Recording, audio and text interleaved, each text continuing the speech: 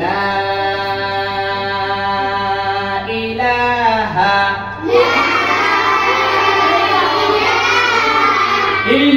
ইল্লাল্লাহু। তাহলে আমরা 12টা আলিফ দিয়ে কি লা ইলাহা ইল্লাল্লাহ শিখছি। সহজ না কঠিন?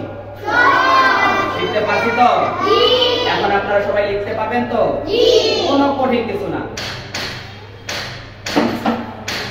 আসসালামু আলাইকুম ওয়া রাহমাতুল্লাহ।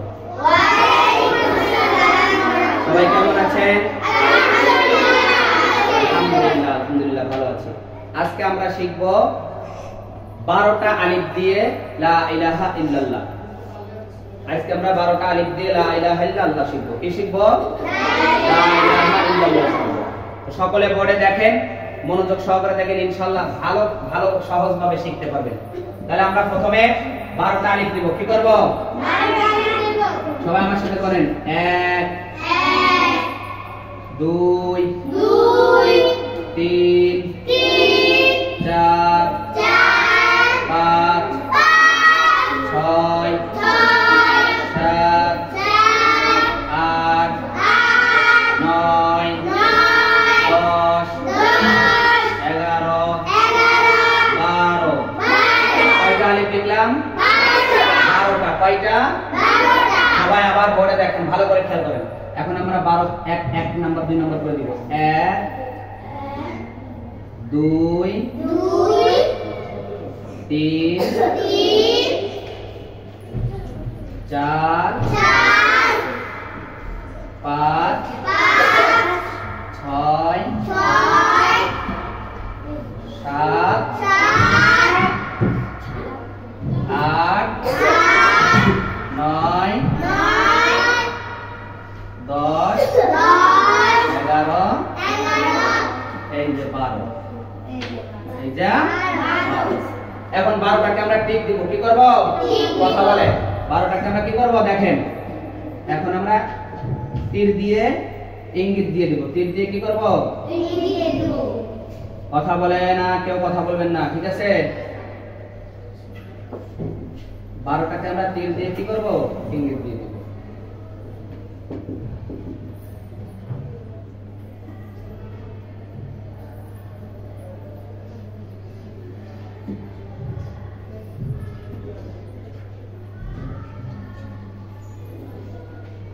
এই যে 12টা আলিফ আমরা ঠিক দিয়ে ইঙ্গিত দিয়ে দিলাম। তাহলে এখন আমরা এই 12টা আলিফ দিয়ে কি শিখব? লা ইলাহা ইল্লাল্লাহ। সকলে বড় খেয়াল করেন। এখন 1 নাম্বার 3 6 9 বাদ দিয়া, বা 3 6 9 হাত না দিয়া। 3 6 9 বাদ দিয়া মানে কি? 3 6 9 হাত না দিয়া। 3 6 9 হাত না দিয়া। তাহলে 3 6 9 আমরা কি মাইনাস করব। কি করব? মাইনাস করব। 3 6 9 এটাকে মাইনাস করব। 5 5 12 গোল করিয়া। 5 12 গোল করিয়া। তাহলে 5 12 আমরা গোল করব। 5 12 কি করব? গোল করব। আর বাকি আলিফ মিলাইয়া।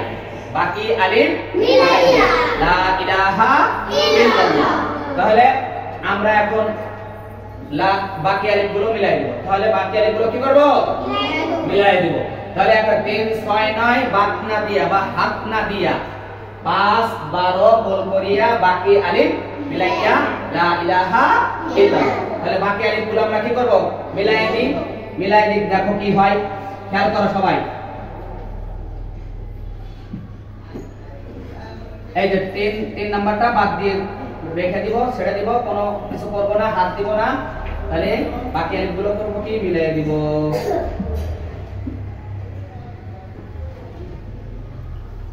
আর 5 নাম্বারটা 5 12 গোল করিয়া। 5 নাম্বার কি করব? গোল করব। 5 12 গোল করছি। 5 12 কি করছি?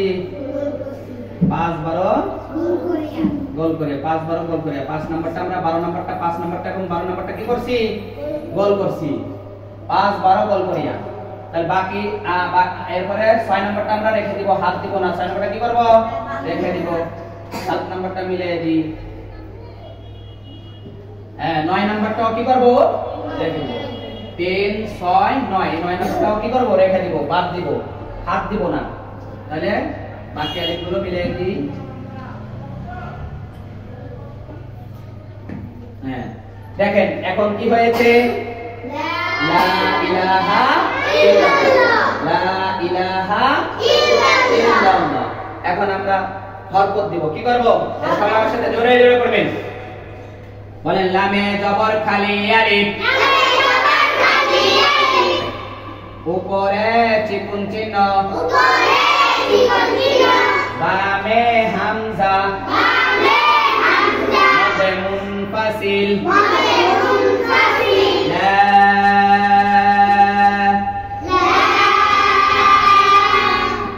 আলিফে জের তাড়াতাড়ি ই, লামে খাড়া জবর এক আলিফ, মধ্যে তবাই লা।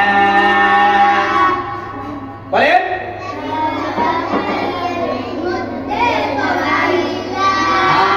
তাড়াতাড়ি হা, লা ইলাহা,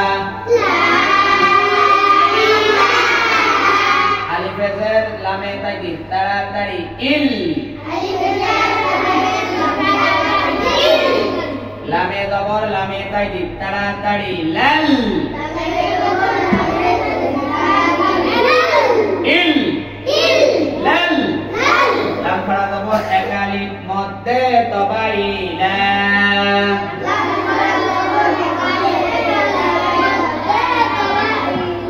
ইল লাল ল। ল পড়লাম কেন? ল পড়ার কারণ হলো আল্লাহ শব্দের কায়দা হলো আল্লাহ শব্দের ডানে যদি জবর অথবা পেশ থাকে তাহলে ওই আল্লাহ শব্দের লামকে কি করে পড়তে হয়? পুর বা মোটা করে পড়তে হয়। পুর বা মোটা করে। আল্লাহ শব্দের ডানে যদি জবর অথবা পেশ থাকে ওই আল্লাহ শব্দের লামকে পুর বা মোটা করে পড়তে হয়। এইজন্য আমরা ল পড়ছি। কি পড়েছি? ল। ইল লাল ল। পেশ তাড়াতাড়ি হু, ইল লাল ল হু। এই গোড়ায় সবাই খেলবেন। লা ইলাহা